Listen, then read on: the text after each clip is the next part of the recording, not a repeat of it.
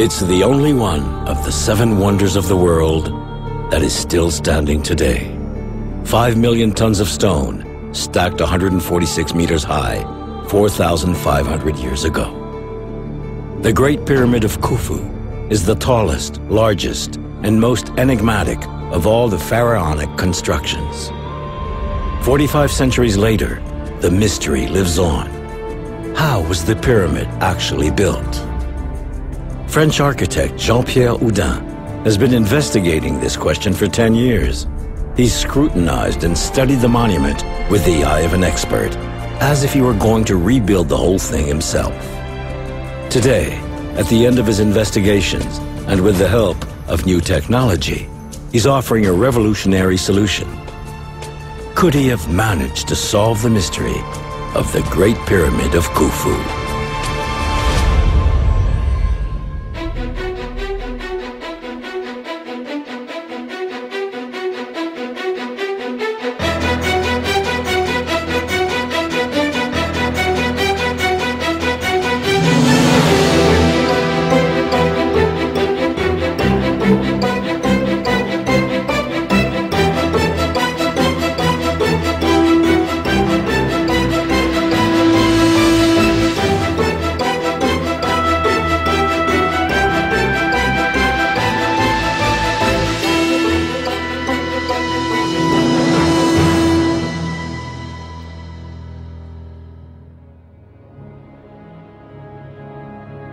To understand the mystery of the pyramids, we need to go back in time to the era when Egypt built these enormous tombs.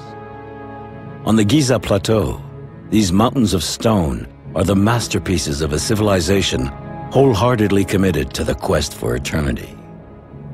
Pyramids were the sacred gateways that let kings pass through to the land of immortal life after death. The Egyptians built the finest and most impressive of them in a single century at the close of the prehistoric era. The first ones were step pyramids, like the Pyramid of Djoser at Saqqara. After the 26th century BC, the first true smooth-sided pyramids were the work of a single family headed by Snefru, who was the father of Khufu and grandfather of Khephren.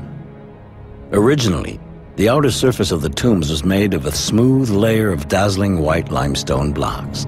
Pyramids were the earthly incarnation of the sun's rays. As time went by, these outer stones got pillaged in order to build palaces, temples, and mosques. Khufu still has a few left at its base, and Khephren has managed to keep its original stone layer at the top. Khephren was the last monumental pyramid that Egypt built. This period of amazing technological progress only lasted a century. Not long after, Egypt underwent serious climate changes. The country was plagued by drought and ravaged by civil wars, invasions, and social strife. The secrets of the pyramid's construction got lost during these tumultuous times.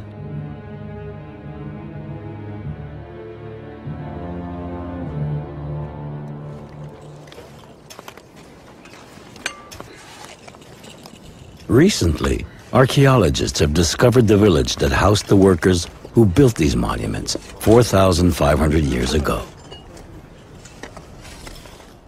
Egyptologists have unearthed numerous clues into their way of life. They were well-fed and decently housed. They were given meat, beer, and bread. The excavations have even shown that the workers were not slaves, as it was once believed. They were proud to serve their pharaoh and accompany him on his journey to the afterlife. But none of this fascinating research yielded any new information about the methods used to build the pyramids, especially not for the biggest and most complex of them all, Khufu. Towering at 146 meters, it was the tallest man-made structure ever built until the end of the 19th century. Khufu is also the only pyramid with a granite chamber tucked away at its heart, with beams weighing over 60 tons, a genuine challenge within the challenge. The pyramid's staggering height and this granite chamber are the two key mysteries surrounding Khufu's construction. Nobody, until now, has ever solved this riddle written in stone. Still, many theories have been put forward. In the 5th century BC, the Greek historian Herodotus suggested the use of wooden levers. Egyptologists then imagined massive ramps leading up to the summit, or else an external spiral ramp. But in the end, these theories, which we find in every historical reference book, have never been very convincing. Today, an architect claims to have solved the mystery. If he's right, it will turn out to be the most important discovery since Tutankhamun's tomb was found. Jean-Pierre Houdin's story begins in January 1999. He'd taken a year off to get some perspective on his life and was looking for a new challenge. Then one day, his father sent him a tape of a film he'd seen on TV about the mysteries of the pyramids. The documentary explored the different theories of how the pyramids were built, but not one of them was credible. His father, a former public works engineer, got caught up in the mystery and imagined a solution. The pyramid could have been built from the inside with the help of a circular tunnel. Naturally, Henri Houdin shared the idea with his architect's son. That your idea for an internal ramp? Intriguing. I will have a look at your drawing and call you back later.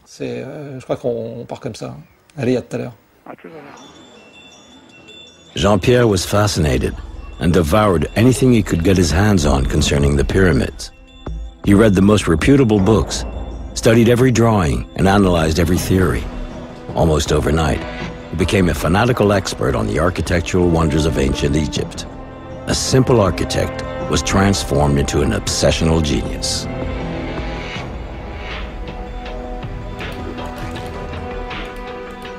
He threw himself 100% into his research. He closed his architecture firm and sold his apartment to move into a small family studio.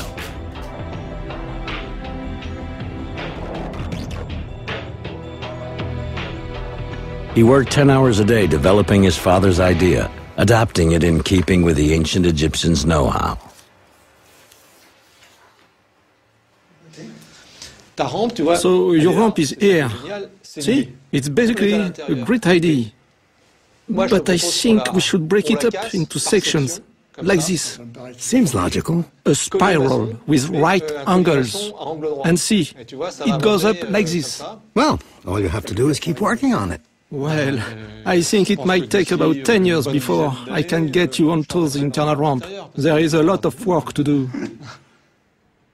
The Egyptians didn't know how to build circular tunnels. On the other hand, they knew how to make right-angled galleries. Jean-Pierre patiently developed his idea of an internal ramp. His ramp would enable limestone blocks to be hauled to the very top, 146 meters up. He believed the ramp would never have more than a 7% incline, because otherwise it would be too steep for dragging up the stones. Notches at each right angle would allow the stones to be turned and also provide ventilation for the tunnels.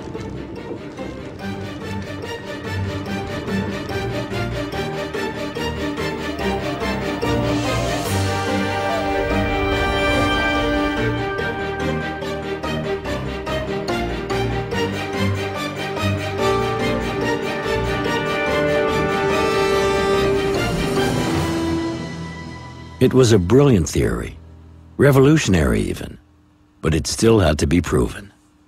It was time for Jean-Pierre to shift into high gear, but for that, he needed to convince the learned specialists and top experts. He spent several months contacting various Egyptologists, but no one bothered to reply. They were sick and tired of receiving yet another new theory about the pyramids. They didn't even bother to look at his dossier. Jean-Pierre didn't belong to the club. He was nothing but an outsider. And yet, the pyramid's construction is definitely an architect's business, at least as much, if not more so, than Egyptologists.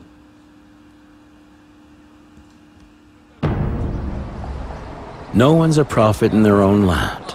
After trying his luck with French scientists, Jean-Pierre set his sights on the US. In New York, one renowned Egyptologist finally agreed to meet him.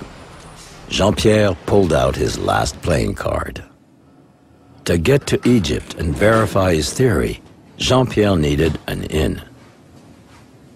Bob Breyer looked like he might be the man, the key that would move his investigation forward. Welcome to the Bronx. Thank you. Thank you. Come on in, come on in. When he opened his laptop, there were several of us in my apartment, and we all gathered around the laptop to see what he had. And he had these beautiful, beautiful diagrams of the pyramid, things I had never seen. He had created them on the laptop, and he started explaining his theory. The architect presented his revolutionary idea. The pyramid could have been built from the inside out. Okay. So there's a ramp inside the pyramid. Ramp inside. Is it still there? It's still there, yes. And now I thought the theory was incredible. I wasn't sure. You know, there are other theories about the pyramid, but they all have problems.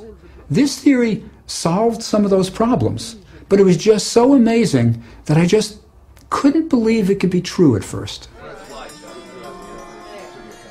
So what did you think the first time you saw the pyramid? The first time I saw the pyramid. Yeah. Let me tell you, Bob, I never went to the pyramid. Never.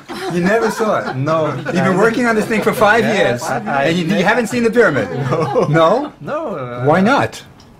Because I think it's intellectual work. It's something. I think also that I am completely free. It's a concept.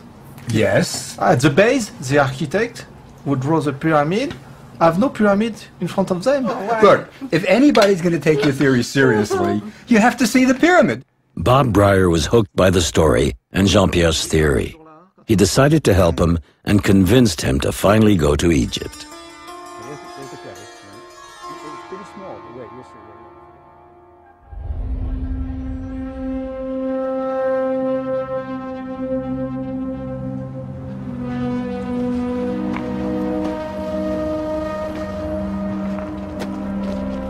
Finally, 5 years after he began his investigation, Jean-Pierre Houdin discovered the pyramids.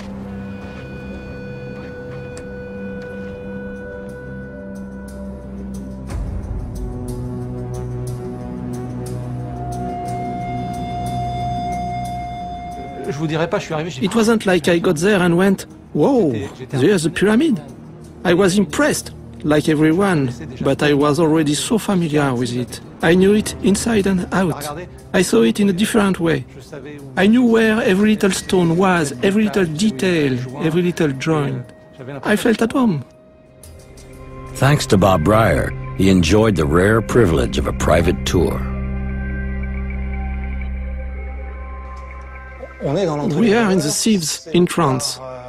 This is where tourists come in now. This entrance was opened up by the Caliph Mahmud around 850 AD to rob the pyramid. The real entrance is about 7 meters east of this corridor. If we keep going, we will arrive at a corridor that leads up to the Grand Gallery and the King's Chamber. But Jean-Pierre is not a tourist. He's looking for clues. In the heart of the pharaonic structure, his priority is to find evidence